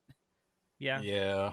Also, Like- I just want to point out that Cover as a company is missing out on a huge market. They really need to have a Spanish speaking branch of VTubers. I guarantee you it'd be big. Oh my Q next god, it would year, be massive. Q 6 months from now, where they actually have it, and Iron Mouse becomes one of the Spanish speaking VTubers. But seriously though, like Cover should really. I mean, they've done the English branch has done very well. The Indonesian branch is doing really well. I mean, come on, Spanish is the second most spoken language on the planet. Yeah, I feel like they're really missing out, but at the same time, I think it's because they don't really have a big market like research into like what do the Spanish speaking populace Dude, like. Latinos are huge weebs. Come on. Oh yeah, no, definitely we know that they're huge weebs, but it's all right. Here's a little insight to a lot of businesses that most people I don't understand why they wouldn't know, but it's all about money. Yeah, no shit. Companies pay a shitload of money for market research to find out what's hot, what's popular, and what's going to be growing big in the next couple years. They will pay literally hundreds of thousands of dollars for market research, right? Because, trends are a thing. Just like as a content creator, we look at trends and be like, all right, what's doing popular right now? Like, do you remember that weird time in YouTube history where eating rations and ranking them was popular? Yeah. For whatever reason, like military ration videos got MREs and popular. shit. Yeah. So then people started doing like, well, here's an MRE, like different types of MRE stuff, like from different countries. And I'm just like, this is a weird algorithm thing where for some reason this blew up, and for the next like month, people just made MRE stuff. And I'm like, this is kind of a weird thing. But then, that fad went away. No one does it anymore other than dedicated channels that do that. They're like military channels that still do it. I mean, right now, Project Zomboid is experiencing that, where a bunch of like it started seeing a boom in viewership, because I'm not saying I did it or anything because I brought it up in the WTF, but like big streamers and stuff are playing it for the first time now, and it's getting a lot more traction. And I'm like, wow, this 10-year-old game, were literally the best zombie game you've never heard of. And I'm glad that it is, but It's that's been just how fun. trends are. It's been fun over the last like month or two watching like fighting game like streamers and professional fighting game like players getting into Idol Showdown and just becoming full on like a Sims. Oh my god. for VTubers. It's been Idol Showdown was really cool. But yeah, a lot of it is just like, here's the trends. This is what's good. This is what's popular. And I feel like I don't what's the company that owns Keys and I actually don't know their fucking company name. I don't even know. I feel like I is in the name. Whatever Keys and I's company is, they failed to watch the trends. They didn't do the market research, and when they Keys and I Incorporated. Oh wow, it's actually called Keys and I Incorporated. I think that when they went official, they tried too hard to stay rigid and like, oh, it's just a virtual idol. We're just going to treat it like an idol company. And I'm like, I get that HoloLive is an idol production company because they have personas and stuff like that. Just like most idol shows. Like if you ever watch Idol Master, there's like a girl for every type, right? That's like the entire shtick of an idol production company. We have girls of every single type that you might like. Your big tittied One-chans, your caring types, your childhood friend types, Then you got people like Hachima, which is like Hachima is just Hachima's chaos incarnate. And you're just have you seen this Hachima? She hasn't streamed in months. Like, oh god, I haven't. Yeah, I thought she was she graduated right from school. Yeah, and I think she's also in college now. So I thought she graduated from college already. No, she graduated from high school. She's the youngest member of HoloLive. Like she's the only member of HoloLive that was hired prior to turning 18. Oh, okay. Wow. She was the only Maybe high that's why. school. Yeah, she was the only high school student that was ever so far that has been signed by Hololive. But no, I have a theory about Hachima. I think she is the VTuber version of Joji. Because it's I a mean, yeah. similar like path that she's taking. Kind of got big at a somewhat younger age. Before she became Hachima, she was like cringe freaking YouTuber, dude. Like she was a cringe like IRL YouTuber, and then she became like a VTuber where she did more cringe stuff. She also makes curse lore, just like Filthy Frank did, and cursed cooking videos, just like Filthy Frank did. And she has a desire to get into like actual serious content creation, like the lore stuff that she was writing. She wrote all that stuff herself, and like she wants to be like an actual content, like all a serious for a fucking like writer. outfit reveal, dude. The twins, the freaking beheading thing. I was just like, yo, what the heck? All for an outfit reveal, Hachima. You're so weird. But yeah, I feel like she's someone who like she enjoys what she does, but she wants to make like really more serious content, just like Joji did. Yeah, so like Cover is a idol production company, and they pump out idols like no other, and they have every single type that you could want. However, they also give their idols or their talents. They give them creative freedom to do, like, you have to play this persona, this caricature of who you are, but there's a hint of their personality from before they were famous in who they are now. Like Cowgirl. Yeah, like Gura. Gura is just Gura. Gura has always been Gura, and whoever Gura used to be is basically just Gura. Like I don't want to dox anyone. It's the same thing for Kiara. It's the same thing for Calliope, Mori. It is funny. You say they have freedom to a point, because one of the things with Hatsuma was that she really enjoyed doing all those lore videos, but they were getting increasingly violent. Like they were getting hyper really violent. And her manager, you're part of like, an idol agency. You have an image to uphold, sort of. And but her my point is, pulled her back, and it's like, don't do this. Cover figured out how like to take Kizuna Ai and take it to the next fucking level. Like Yago was like, hold up, let them cook, right? And it worked. It's like he lets them cook to a certain extent where it's like, all right. So instead of like you gotta understand, Generation 1 Idol was pretty bad, right? Like it, in all honesty, it was Generation 2 that really kicked everything fucking off for Hololive. That it started getting kind of a cult following. And then we have Generation 3 plus En Gaogura, like just setting the world ablaze. Yeah.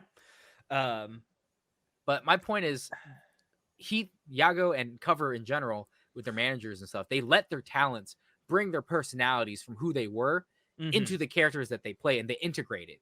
They let them evolve the characters they create for them. Yeah, and then the problem with Kizuna Ai is that it did not do that. And the fact that they thought having an anime where they just go woe is me about that shit was gonna go over well.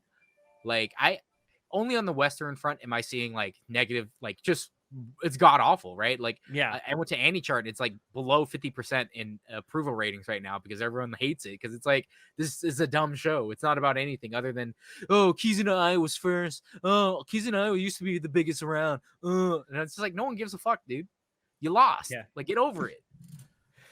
I haven't checked like Japanese Twitter or anything like about what they're saying, but I don't even think Kizuna Ai is big in Japan as much as no, not as much as like Hololive is. Yeah, Hololive, or even Hololive's literally doing a collab right now with the Giants, right?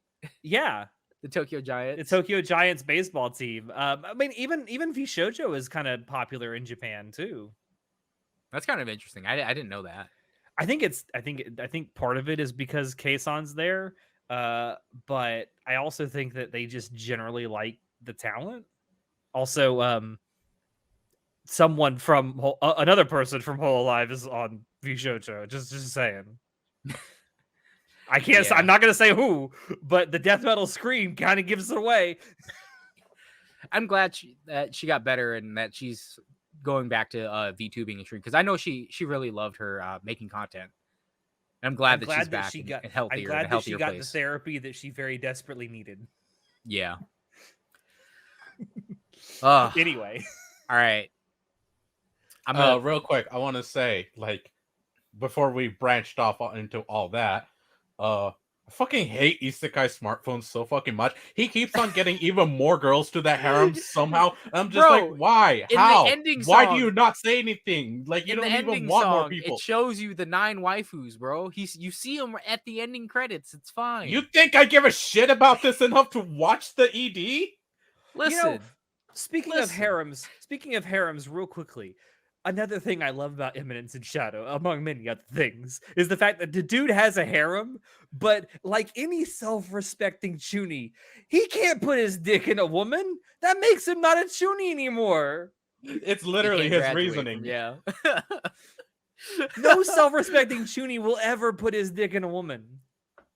Yeah, that's I love that reasoning.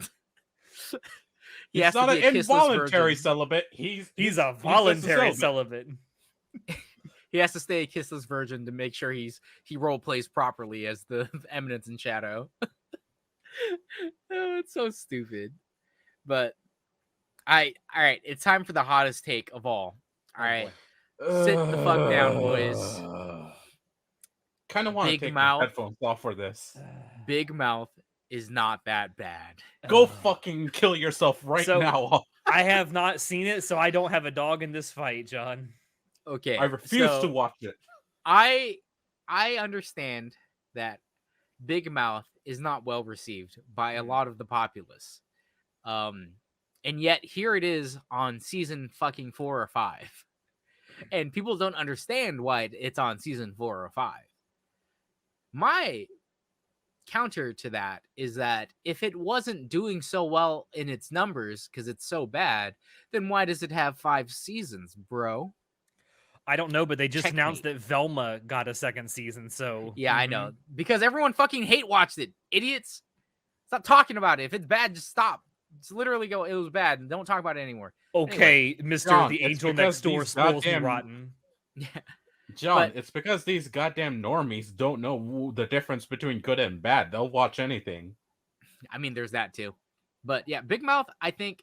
So the story behind Big Mouth is that it's a creation from a bunch of the other people. But it's about awkward teens going through awkward teenage hormonal things like periods, first loves, ejaculation, shit like that, right? And it's gross. It has a lot of gross out humor, and it has a lot of like weird things in it. But I feel like it captures the essence of cringe teenager shit in general. Like, I mean, cringe being a teenager preteen. is kind of cringe. Dude, people hate Big Mouth not because it's gross or anything, but because they can't stand the fact that they used to be that cringe. Like, there's a character who fucks couch cushions, and he has a romantic bi relationship with them. I'm sorry. Okay. There's a male couch cushion and a female couch cushion, and the dude is I don't bi. want to hear this. I don't. So when couch cushions love each other very much, It's real fucking weird. The show is weird. I give it that. I don't think it's a good show by any means. I just don't think it's as bad as people claim it to be. I do understand, like, they canceled oh my god, what was Inside Job? They canceled Inside Job, and I was like, why would you cancel Inside Job? It's such a good fucking show. And they canceled that, but they give Big Mouth like 5 seasons, and Human Resources season 2. So that has a spin-off. Look, Big Mouth was so good that it has a spin-off, okay, called Human Resources. And I watched season 1 and was like, yeah, that was kind of whatever. And then I watched season 2 that just came out, and I was like, yeah, that was kind of whatever. The entire time I'm watching Big Mouth, I'm like, yeah, it's kind of whatever. Like, I think F is for Family is a way better show than Big Mouth. that's the one that Bill Burr does, right? Yeah. Yeah, and I've seen a few just- episodes of that. Partly just because I fucking love Bill Burr. I love his voice acting. Like, he just has that voice where he's just like, I like that over the typical dad last energy. like decade, Bill Burr has actually become a halfway good actor. oh yeah, I loved him in Mandalorian. He was Yeah, amazing in Mandalorian. Holy shit. He has range. Dude has range. If anything, he has range. I'm telling you, But, man, yeah. like comedians can make some really good actors if you just give them the space to do it. Well, I forget who said it, but like anyone can act like they're dying. Not everyone can make everyone laugh. That's something I don't like know that. who said that, but that's very true. But it's true. It's easier to play a tragedy than it is to play a comedy. because I think it was Jim Carrey who talked about this. But why do you think a lot of comedian actors are really good actors in general? It's because when you're playing in a comedy movie, you know the jokes, but you have to not be knowing the jokes, but you still need to know how to deliver the jokes, right? Mhm. Yeah. And that is a very confusing thing. You know that you need to elicit a certain reaction from your viewers. You know how your character is supposed to be played, but how do you execute it to make it look like you don't know that there's a script? Because with dramatic acting, it's like you just have to act like the scene is telling you to act. With comedy, you don't act like how the scene is trying to tell you to act, because people can tell that you're trying to act funny, and that's just cringe. Yeah. So it's like, it's a very fine line, and that's why I feel like that's like that. And I do not remember who said that, but I think it was Jim Carrey. I don't know, but Robin Williams was a comedian who did really good. It might have been Robin roles. Williams actually that said this. Now I think about it, it may have been. It kind of sounds like something he might have said. But Robin Williams, I mean, his comedy was pretty funny, but the dramatic roles that he did over the course of his career were absolutely fantastic. They were S tier, straight up. Like fucking Good Will Hunting. My God. Yeah, Good Will Hunting is a really good one. But yeah, I just want to say human resources isn't that bad. Big Mouth isn't that bad. People are being big babies online. But I mean, what do you expect of Twitter, right? Everyone's being big babies. I remember Big Mouth got into a lot of trouble because the voice actor for one of the characters, who was white and she played a black character, decided to step down and let a black voice actor play the role. And they were trying to push this whole like, well, black people should voice black people and white people should voice white people only. And it was kind of a weird, like, fucking equality push, because it's like, why don't we just get... Because I don't understand, for voice acting especially, get whoever fits the role, whoever can portray that person really fucking good. I love the fact that when they did the English dub for My Hero Academia, right, and the bunny girl character, Mirko, everyone was bitching because she sounds white as fuck. Why'd they get a white voice actor to play a dark-skinned character? And then it comes out the person who voiced her is actually black. That's amazing. Fucking amazing. Fucking hilarious.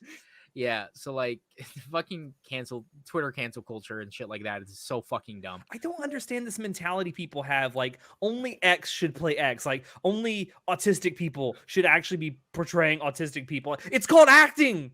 Okay, I see, that's a bad comparison, bro, because they do autistic. Like, have you guys seen the Accountant?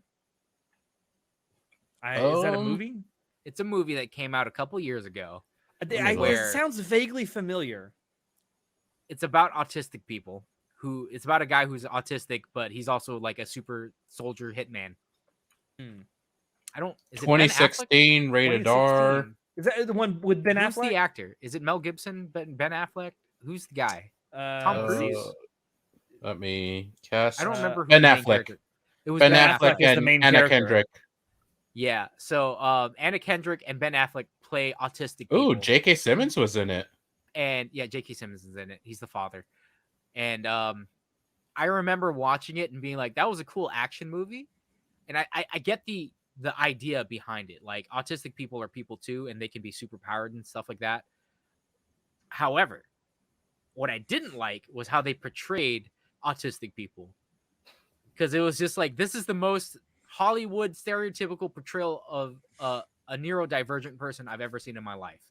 Like, this is a caricature of what you think a neurodivergent person is, and that's what I don't like about it. I would say that's bad writing more so than bad acting. No, I think it's bad acting, because it's bad. It's bad writing and bad acting, because again, like in Rain Man, right? It's a neurodivergent person as well. Yeah. And it's like, that was a really shitty way to like say this is a neurodivergent person, because they're not all like Hollywood's idea of what a neurodivergent person looks like is completely skewed, because first and foremost, there's so many people on the spectrum, and it's a range of how severe things are. It's a huge range. Yeah, and being neurodivergent can be a lot of things, right? It doesn't necessarily mean you're autistic. It just means you're neurodivergent. And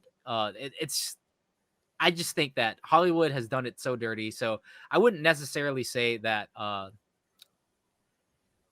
people who aren't neurodivergent should play neurodivergent people if they're good at acting at it. Because again, the idea that they know what a neurodivergent person is kind of a very personal thing. It'd be one thing if like, yeah, I have a brother that's like that I've cared for my entire life. So I just took his inspiration from what he does and I pretended to be him. That's different.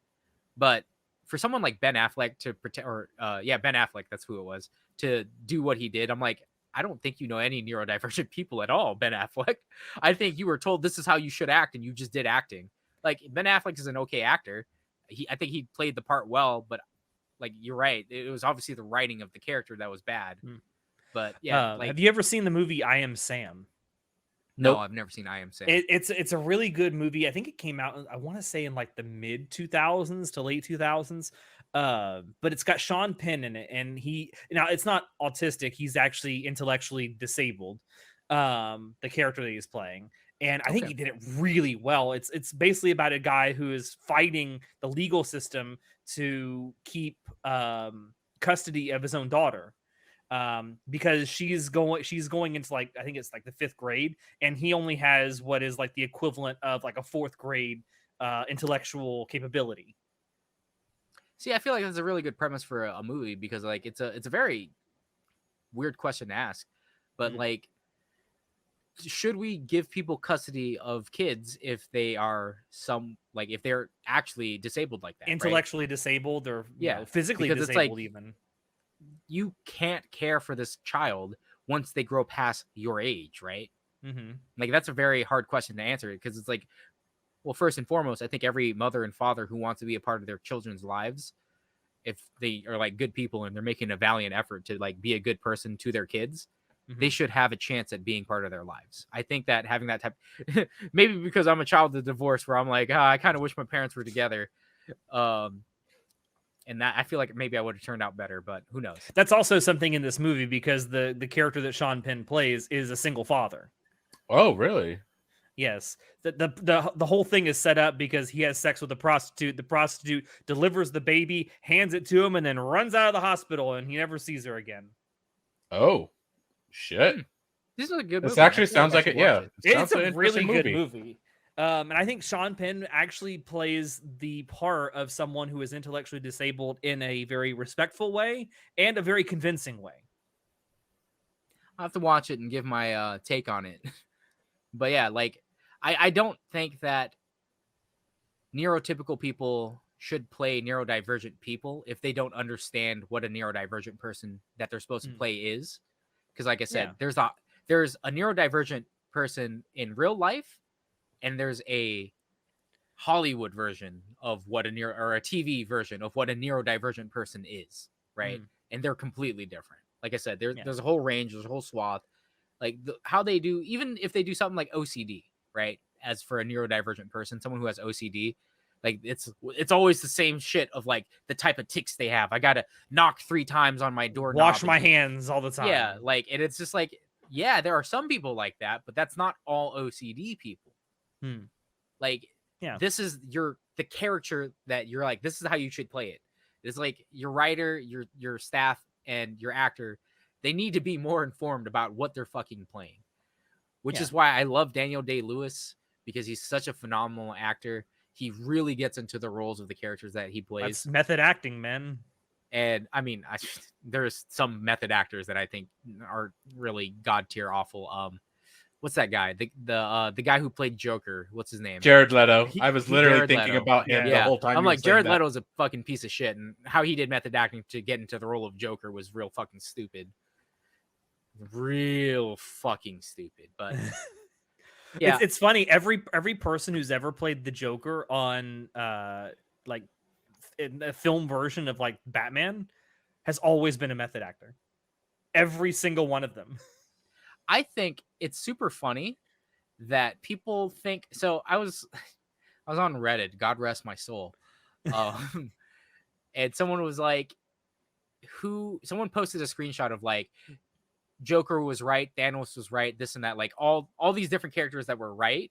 Like, you feel sympathetic for the bad guys, right? And I'm like, okay, the original Thanos, I did not feel bad for. He literally was like, I want to impress Lady Death because I got a boner for Death, so I'm just gonna kill half the world. I'm like, okay, yeah, no, he's not like they didn't give the Josh Brolin treatment to him. Like the movies version of Thanos was like, oh, he was right, but I'm like, that's so dumb because he could literally just like double the population, or I mean, not double the resources for the population. Yeah. Like there's so many other things he could have done instead of killing half the world, because that doesn't stop the root of the problem, Thanos. Yeah, people are still gonna breed. Yeah, like people are just gonna have kids again. Like you're not doing anything. You're not saving the world. Did it teach him a lesson about like, because the people who died, everyone, 99% of the people who got snapped away don't understand, or the people who stayed don't understand why people got snapped away. They just were like, oh, there's this traumatic event that happened where half the population got snapped away. They don't know why. It's not like Thanos came onto every world and was like, hey, I'm going to snap away half the population because you guys don't know how to chill the fuck out and stop destroying your planets and resources. Like, it's not like they knew that. They just know that something happened and people snapped away. That's all they know. And I'm like, Religions will be based on it. People don't, literally, only the Avengers know what happened. Like, no one else does. So it doesn't fucking make sense. Oh, God, it's so dumb. There's so many plot holes. But anyway, someone was like, you need to be sympathetic. I agree with the Joker, and I'm sympathetic to the Joker. And I'm like, was this Andrew Tate that said this? No. People don't understand that Joker isn't someone who's supposed to be you're sympathetic towards. Like the fact that they watch Heath Ledger's version, or was it Joaquin Phoenix? Yeah, is that the guy? Joaquin Phoenix. Okay. Joaquin Phoenix in the other Joker movie. They're like, oh, I was sympathetic. He's right. We live in a society. You get what you fucking deserve. And I'm like, that's not the origin of Joker. He's literally just someone who's fucking insane. He's just crazy and wants to do fucked up shit because he's fucking crazy. There's no rhyme or reason for why he does stuff. And the fact that movie Joker is now this, like, he's an anti-hero. He's not actually like, he's not actually a villain. I'm like, you guys do not understand. They're not playing Joker right. Like, it's a cool Joker, don't get me wrong, but it's not who Joker. That's not the real Joker. Yeah. Like Mark Hamill as the Joker was the best Joker in my opinion. Hands down, because he plays him perfectly, where he's like, I'm fucking insane. There's no rhyme or reason for what I do. Jack Nicholson did a pretty good job, though. I don't know about that. I don't know about that, Chief. I like Jack Nicholson in a lot of movies. Fucking, what's the movie where he goes? I don't remember. You know the oh, gift Jack Nicholson, yeah, I know what you're talking about. I don't remember where that's from, though. Yeah. I don't remember where that's Jack from. Nicholson in A Few Good Men is a really good. That's great. If you've never seen A Few Good Men, oh, yeah, that's a really good one. You can't handle the truth. Yeah, so I feel like the fact that people are idolizing the current era Joker is just like the weirdest fucking shit. It's just because they don't understand. He doesn't have any morals that he stands on or for. He literally doesn't do shit because he's just crazy. He's just crazy. He just does shit, man. He's literally just chaotic fucking evil. Oh, God. And people are like, no, he's chaotic good, chaotic neutral. I'm like, no, he's chaotic evil. He just does fucked up shit because he wants to. Anger management. That's where he does the yes. Yeah. That's with Adam. Is it Adam Sandler that's in that movie? Yeah, Adam Sandler. Yeah. Man. Anyway, this is a huge tangent from Big Mouth Isn't That Bad. Yeah, I know, right? Why did we go all the way over here? Should we move on? I know Shinoda has a couple of things he wants to get to, and we're getting close to the 2-hour mark, I think. Oh, geez. And I got movies I want to watch today, you fucks. All right, well, put your non-hot takes on the hot takes episode. God damn it. Why'd you have to say this while I was texting someone? Hold on a sec. Bro, why are you on your phone? What the fuck? Because I have to feed a cat named Deku, and like me and one of my friends is taking turns. My younger sister just graduated college. One of my other younger sisters graduated college, and she's in Vegas with my parents to celebrate the fact that she graduated. And I'm like, I don't think you needed an excuse to go to Vegas. You're like, this is a very convenient excuse, father, to go to Vegas. But Asians in Vegas, look out. It's only a great time for us. I love my dad. I love him, but he has a couple problems with gambling, in my opinion. He's calm down. A couple. But yeah, I have to take care of that cat too. So I completely forgot. I'm glad you get my thing I have to do. Yeah. I love doing it, don't get me wrong. But yeah. I pulled a John. John, you should be proud of me.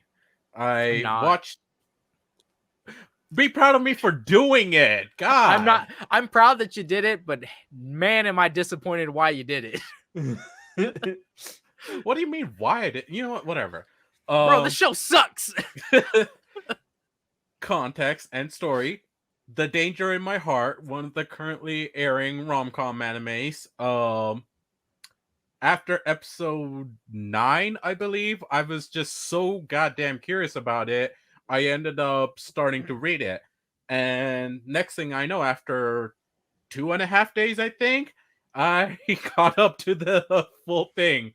I would have read more if it wasn't for the fact that I had to go to work as well. So, yeah, I like it.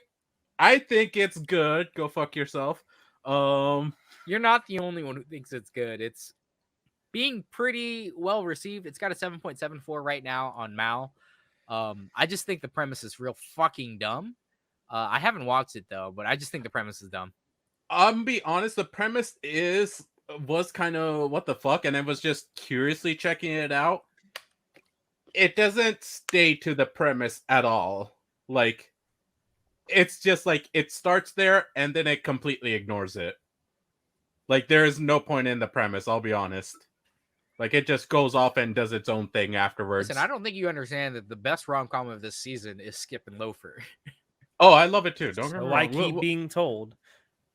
It's pretty good, bro. I'll And I read it absolutely, after. I'm gonna watch adore... after it's done. I'm gonna do like a binge style watch party in our Discord server for it. Well, we certainly enjoy it. We think you will too. But yeah, I read it. I really, really fucking like it. Manga's great. Give it a read, honestly. Like, anime's good, but manga, woo, good stuff. Yeah. I mean, Anyway. out of the shows this season, it was Dead Mount Death Play. Yep. And oh my god, what's the other one? Skip and Loafer and Oshinoko. 3 shows that I did not talk about on the preview that I watched and absolutely fucking loved. So I went and read the source materials, the mangas for them, and I'm like, these are really good. They're real fucking sure they good. are. Oh man. Everything I talk about is like, it makes me upset that everything I talked about in our spring preview about like, here are these shows, they're kind of whatever. I was right. They were worse than whatever. They're actually a lot worse than whatever. They weren't even whatever. I actively am like, man, is this what isekai has come to? This is real fucking bad. And that's why, my hot take is that I like isekai trash. I love reading it. I hate the animes. Holy shit, they're bad. Still watching them though. Like, fuck, man, I got a problem. They just do them so badly. Oh, yeah. I mean, maybe it's related to the gambling problem, John. Maybe you just you're gambling, but you're constantly losing. No, I'm not even gambling. I know the house is gonna win. I'm just letting the house win at this point. Truth is, the game was rigged from the start. Rip. There is a movie coming out next week on 6/21, I believe, called By the time this comes out, it will already be out. Yeah. Stop dating our Lonely episodes, Castle. you idiot. Oh my god, it's fine. You dated it earlier. Fuck you. What the fuck are you talking about? I honestly do not recall dating it, but I might have. I'm pretty damn sure you did. Anyway. There's a movie coming out called Are you chugging Lonely an Castle. entire bottle of Gold Peak? What the fuck? Yes. I don't have a cup. Oh I don't have Secretary to be here to go grab me a cup. So Secretary is going to be a monster and drink a whole gallon of Gold Peak tea. Hell yeah. Movie called Lonely Castle in the Mirror coming out next week, and it looks weird. It looks interesting. I'm very much looking forward to it. Yeah. No, I don't have much to say. It just looks different. Who's it by? Like, you got to tell us more. I don't know. You got to give us more than that. Who's the director? What's it based on? I haven't looked. I haven't looked Bro, at all. you are Okay. so After unprepared. having looked it looked up for at all. 5 seconds, I can tell you that it's based on a Japanese novel of the same name that was written in May of 2017. Okay. I kind of like wanted to go in very blind. And the anime film is being done by A1 Pictures. Oh, okay then. And it's already premiered in Japan. It premiered December 23rd, 2022 in Japan. You're all right. Okay. But yeah, no, I wanted to go in very blind. So I have taken in like no information at all other than like the one trailer I saw. I'm like, okay, new anime movie. I'll go check it out. Okay. Yesterday, while I was at the goddamn gym, my friend Astolfo, it was just Not the real we bullshit around about whatever topics, having fun while at the gym. It's a great time. And he just reminded me of Black Bullet. God damn it. I went into such a goddamn rage. I gotta like boost for working out because I'm like, I fucking hate that fucking anime. It was so bad. I'm just and everyone was just laughing their Is asses Black off. Bullet like your Diablos tablets from Eminence in Shadow? Wait, what? The Little, Diablo's tablet. The little like pills that they take that make right. them go goblin. No. Maybe? Look, I just know that I fucking hate it because it made me feel really weird about a lot of things. And I'm just like, it could have been better, but like, this is just like on the side of this is making me uncomfortable because of like all the things they do to the lollies. And like, John it's told even me, worse. It's yeah, worse. John said a lot of things, and I'm just like, Jesus fucking Christ. So I'm glad they didn't adapt I don't think that saying Black Bullet is utter garbage is a hot take, personally, just because I agree. I think it's bad. A lot of people like it's it. It's even more fucked up in the source material, and I'm glad they didn't adapt that because the show's already pretty fucking stupid. I will say, I will give one accolade to Black Bullet, and that's the fact that I fucking think that the villain of the series was fucking right, and he just should destroy humanity. Humanity did not deserve to live after what happens at the end of Black Bullet. I'm like, because like I really don't want to talk about it because it's real fucked up. But I don't think Black Bullet is well received by a lot of people. I think a lot of people think it's mid.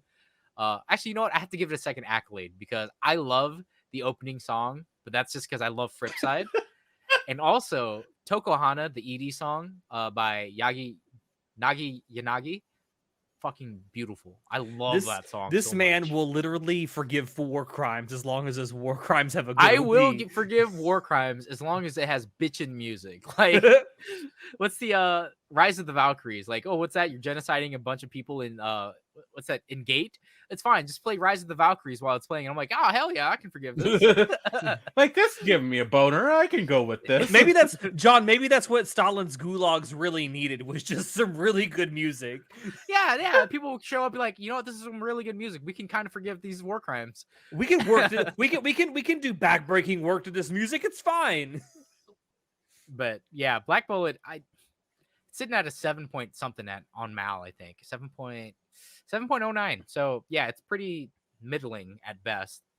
I think a lot of people think the show was okay, but it's not that good. Production value wise, the CG, everything about it is not good. Other than it's pretty heavy in the lolly bait. And like in the uncomfortable way at that. Oh, dude, it's even worse. I know it's even worse, but I'm just saying in the anime version, it's just uncomfortable. Listen, in the source material version, there's SA involving little girls, and it's just the fucking worst. And I'm just like, I wholeheartedly agree with the antagonist evil guy of just like destroying the world. Because after humanity did that to those poor little girls, I was just like, I fucking agree. Nuke the world, kill them all. Then none of them deserve to live. I'm not going to touch this and just say, Yeah. It's bad, dude. It's it's rated R for violence and profanity. I didn't even know it was rated R. That makes sense. It deals with some heavy shit. It really does, but yeah, Jesus Christ. Anyways, I don't think I have anything else. I'm about to go watch Transformers in a bit, so yay. Is the fucking jungle one? Yeah, boy! Truck Nut Monkey! Truck Nut Monkey! Truck Nut Monkey!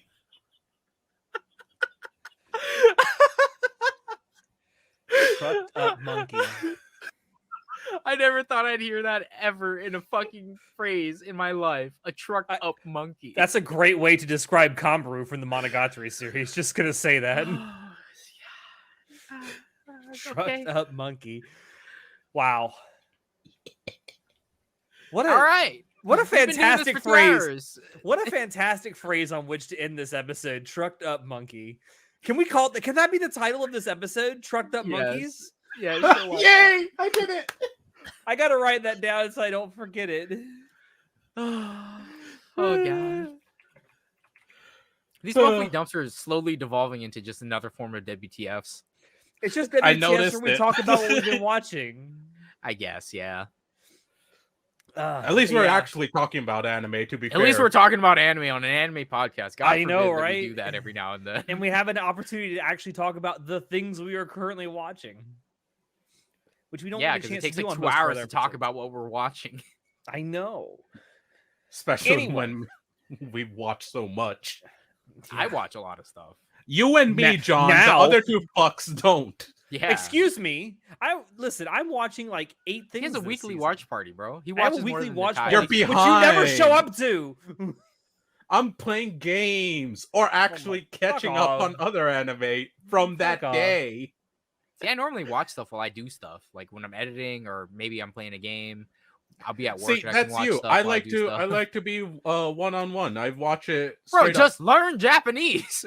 Oh my! Then you can just watch anime without watching anime. All right, well, let's end this. Thank you, everyone out there, for dropping in to watch us. Please do not forget to like, comment, subscribe, all that good stuff if you like what you saw and want to see more. It really helps us out. Check down below as well, where you can find all the links to Anime Club After Dark on Twitter, on Discord, all that stuff. We also have a merch store down there as well, where you can buy shirts, mugs, stickers. You can show off all your love for Anime Club After Dark as well. With that, I have been your host, Alex, and I will see you next time. Say goodnight, guys. I'd like to take a moment to thank today's sponsor. Just kidding. We're not actually sponsored by I'm not going to even say their name because that gets you in trouble. I'd like to take a moment to thank today's sponsor, us. Us? Oh, we sponsored. We have merch. We have it in gay version as well if you want to get that. I'm just saying. We also have segued in that a lot better. But like, whoa, Alex, that's a cool mug. Where'd you get that? It's a funny thing. Down below, there's a link to Anime Club After Dark's merch store where you can get mugs just like this yourself. Comment, like, subscribe, guys. Bye.